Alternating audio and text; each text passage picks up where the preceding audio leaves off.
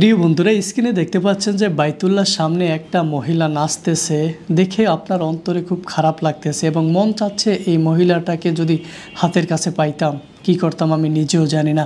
দেখুন, মহিলাটা কাবাঘরের সামনে নাচতেছে। এই মহিলার এই কাবাঘরে নাচার সত্যতাটা কি? আসুন এই বিষয়ে দু চারটা কথা বলি এবং আপনারা একটু বোঝার চেষ্টা করুন। দেখুন, কাবাঘরের সামনে এই মহিলাটা নাচানাচি করতেছে। ঠিক আইএমএ জাহিলিয়াতের যুগের মানুষেরা, নারী পুরুষেরা উলঙ্গ হয়ে এই কাবাঘরের চারপাশে নাচানাচি করত।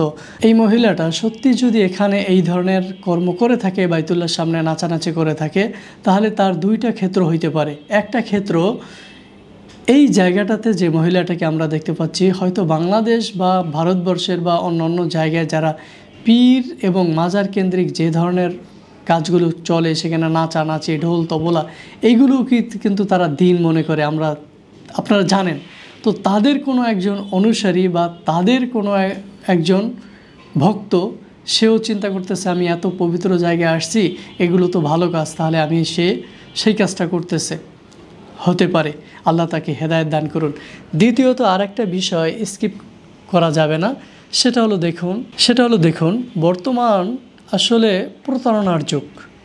এই ভিডিওটি আসলে সেইখানে তৈরি করা নাকি কোনো ফেক ভিডিও, এটা গ্রিন স্ক্রিনে এই ধরনের কাজ করে তারপর সেখানে কাবাঘরের ভিডিওর পিছনে ব্যাকগ্রাউন্ডে দিয়ে তারপর এই ভিডিওটা পাবলিশ করেছে মুসলমানদের হৃদয়ে আঘাত দেওয়ার জন্য বা মুসলিমদের মাঝে একটি উত্তেজনা তৈরি করার জন্য কোনো একটা গোষ্ঠী একটু হাসি তামাশা করার জন্য এই ধরনের কাজ করছে কিনা, সেই বিষয়টাও কিন্তু একটা চিন্তার বিষয়।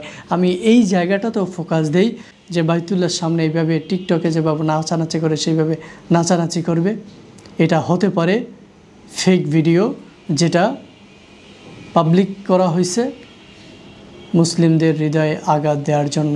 আর যদি এই মহিলাটা সত্যি এরকম করে থাকে, বিভ্রান্তকারী কোনো মাজার পূজারী হয়ে থাকে, তারা যেমন মাজার এবং দরগাকে নিয়ে যেভাবে নাচানাচি লাফালাফি করে, এমন যদি হয়ে থাকে, তার জন্য হেদায়েত কামনা করছে, আল্লাহ একে হেদায়েত দান করুন। যদি হেদায়েত যদি না থাকে, এমন একটি পবিত্র স্থানকে নিয়ে এইরকম অপকর্ম করার জন্য আল্লাহ তাকে পাকড়াও করুন, শাস্তি দিন।